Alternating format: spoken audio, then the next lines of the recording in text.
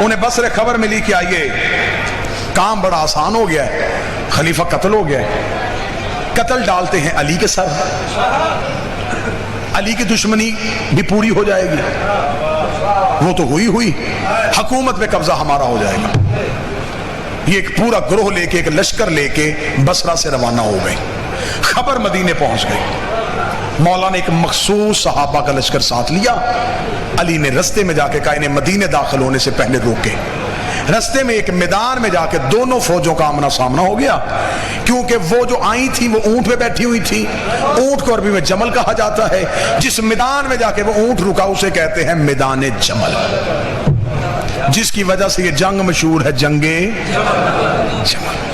اب وہاں پہ آ کے اونٹ کھڑا ہو گیا، اونٹ جب کھڑا ہوا تو اس سے پہلے رستے میں ایک لائن میں بھول گیا، میں ایک لمحے کے لیے واپس جاتا ہوں، ایک جگہ پہ گزرتے ہوئے اس اونٹ پہ کتے بھونکے تھے۔ اس بی بی نے طلحہ اور زبیر سے پوچھا یہ کون سی جگہ ہے؟ انہوں نے کہا مقام حواب ہے۔ اس نے لرز کے کہا آدھی رات کو مجھے محمد نے جگا کے کہا تھا جسے مقام حواب کے کتے بھونکے وہ حق پہ نہیں بھونکے۔ میری بیویوں میں سے ایک بیوی جسے حواب کے کتے بھونکیں گے وہ حق کے خلاف تھی۔ 40 بندوں نے قرآن پہ ہاتھ رکھ کے گواہی دی کہ یہ جگہ حواب نہیں۔ یہ اسلام کی پہلی جھوٹی گواہیاں تھیں، جنہوں نے ہوا پہ جھوٹی گواہیاں دے دی، یہی گواہیاں فتح میں استعمال ہوئی تھی۔ اب آ کے کھڑے ہو گئے، میدان سج گیا، علی ہر صورت کوشش کر رہے تھے کہ جنگ نہ ہو، کیونکہ ان کی سازش تھی کہ علی کے ہاتھوں قتل عام ہو تاکہ ہم علی کی دشمنی میں مزید اضافہ کر سکیں۔ علی چاہتے تھے کہ مزید قتل عام نہ ہو۔ مولا علی نے بس میں بالکل ختم کرنے لگا ہوں، چند چہرے نیند میں آ گئے ہیں تو اب میں بالکل ختم کرنے لگا ہوں، بس بات مکمل کروں سرکار، بسم اللہ۔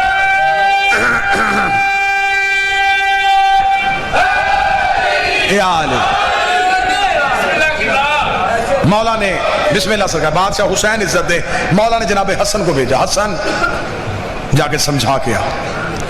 جناب حسن آئے، اس وقت یہ بی بی خیمے میں تھی۔ حسن نے آ کے کہا میرے بابا علی نے مجھے بھیجا ہے، بابا جنگ نہیں کرنا چاہتے، بابا چاہتے ہیں کہ آپ واپس مدینے خیر و خیریت سے عافیت سے چلے جائیں، یہ گروہ آپ کو اکسا رہا ہے۔ انہوں نے کہا نہیں، میں ہر صورت میں جنگ کروں۔ مولا حسن واپس آئے، مولا نے آ کے کہا مولا بابا میں نے کہا لیکن وہ ماننے کے لیے تیار نہیں۔ مولا سوچ رہے تھے کہ کہیں جنگ رکے۔ مولا نے آخری حربہ استعمال کیا، مولا نے فرمایا محمد بن ابی بکر تم جاؤ۔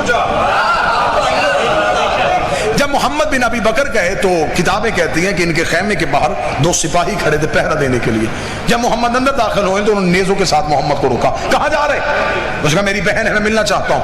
انہوں نے منع کیا ہے کہ محمد بھی آئے تو مجھ سے ملنے کی اجازت نہیں ہے۔ محمد بن ابی بکر نے دروازے سے کہا میں بھائی ہو کے ملنے آیا ہوں اور آپ نے سپاہیوں کے ذریعے مجھے روست دیا ہے۔ انہوں نے اندر بیٹھے ہوئے کہا تو میرا کوئی بھائی نہیں ہے، اگر تو میرا بھائی ہوتا تو میرے لشکر پہ ہوتا، تو علی کے لشکر پہ نہ ہوتا، جملے محمد بن ابی بکر کے نہ ہو، میں اپنی گردن کا لہو دوں۔ محمد بن ابی بکر کا کس بھائی ہونے کا فائدہ اٹھا رہی ہے؟ تیرے جیسی 1000 بہنیں ہوں، میں علی کی نوکری سے قربان کیا،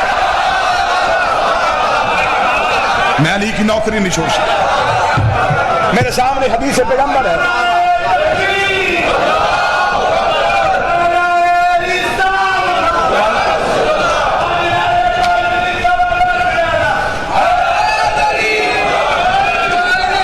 متوجہ صاحب، میں وار دوں علی کے نوکری سے۔ اس کا پھر محمد واپس جا، محمد بن ابی بکر واپس آ گئے۔ صبح کے وقت اونٹ کو میدان کے بالکل وسط میں لا کے کھڑا کر دیا۔ تاریخ کہتی ہے اونٹ بھی عام اونٹوں جیسا نہیں تھا، اس کا چہرہ ہیبت ناک تھا، نکیلے دانت تھے، لمبا قد تھا، اونٹوں میں بھی وحشت ناک اونٹ تھا، جس میں لا کے اماری رکھی گئی، اماری میں انہیں بٹھایا گیا، ارد گرد ہزار گھوڑوں کا باندھا گیا۔ جب مولا علی نے فرمایا سپاہیوں سے کہ حملہ کیا جائے، حملہ کرنے کے لیے جب علی کے نوکر آگے گئے اور صف باندھ کے کھڑے ہوئے کہ کوئی مقابلے پہ آنا چاہے تو آئے، کتابیں کہتی ہیں کہ دوسری طرف سے اب کیا سازش ہوئی؟ وہ سازش نہیں لگا، ایک سپاہی ادھر سے آتا، اونٹ کی مہار چومتا اور علی کے نوکروں کی تلوار کے نیچے جا کے اپنی گردن کرتا۔ گردنیں کٹنی شروع ہو گئیں. لوگ رضاکارانہ طور پہ اپنے آپ کو موت کی گھاٹ اتارنا شروع. سپاہیوں نے کہا یہ علی لڑے کس سے؟ ہم لڑنے کے لیے تیار ہوتے ہیں، وہ سامنے آ کے گردنیں کر دیتے ہیں. اونٹوں کی کوئی مہار چوم رہا ہے، کوئی اونٹ کے پاؤں چوم رہا ہے. علی نے کھڑے ہو کے فرمایا مجھے اندیشہ ہے جیسے سامری کے بچڑے کی پوجا ہوئی تھی اس اونٹ کی پوجا نہ ہونی شروع ہو جائے. تو مولا بھی اس کا حل کیا ہے؟ مولا نے فرمایا اس کا حل ہے سپاہی واپس آؤ، تیر انداز نیچے اتر آؤ، واپس آؤ. سارے علی کے پیچھے واپس آئے. مالک اس طرح خیمے سے نکلے. حکم بادشاہ.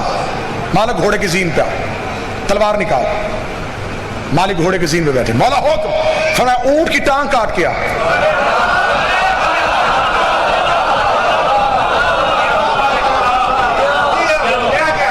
اب علی کے نوکر پیچھے بیٹھے، علی کے بیٹے جو ہیں وہ ٹیلے پہ ہیں اور علی دیکھ رہے ہیں. مالک اس طرح گھوڑے کی زین پہ حکم علی آیا، تلوار نیام سے نکالی، پوری شدت سے مالک دوڑ کے گئے، گھوڑے کی زین چھوڑی، گھٹنوں کے بل کھڑے ہو کے مالک نے وار کیا، اونٹ کی گردن کاٹی. مالک گھوڑے کی پشت پہ سوار ہوئے، گھوڑا آگے نکل گیا.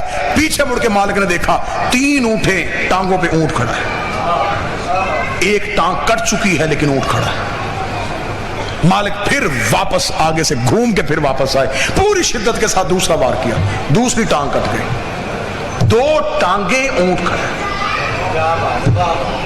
مالک پھر ٹیلے کے اوپر سے گھوم کے آئے، پھر تلوار کو نیام میں دوڑاتے ہوئے پھر آ کے پوری شدت سے وار. تیسری ٹانگ کٹ گئی، ایک ٹانگ پہ اونٹ کھڑا ہے. جب ایک ٹانگ پہ کھڑا اونٹ دیکھا تو ادھر والے لشکر میں شور مچ گیا. حق ہمارے ساتھ ہے، اللہ ہمارے ساتھ ہے. یہ ہے اللہ کی غیبی قوت، یہ ہے اللہ کی غیبی طاقت. یہ دیکھو علی نے اونٹ کی ٹانگیں بھی کٹوا دی لیکن اللہ اس اونٹ کو گرنے نہیں دے رہا. علی کے نوکروں میں سنسناٹی ہو گئی. یا علی یہ کیا ہوا؟ علی فوراً علی نے اپنی ابا پھینکی. علی ٹیلے پہ آئے. مالک جی مولا. مالک ٹانگ کاٹ. مولا کاٹ رہا، اونٹ گر نہیں رہا. فرمایا لا حول والا پڑھ کے کاٹ، اونٹ نہیں شیطان کھڑا ہے.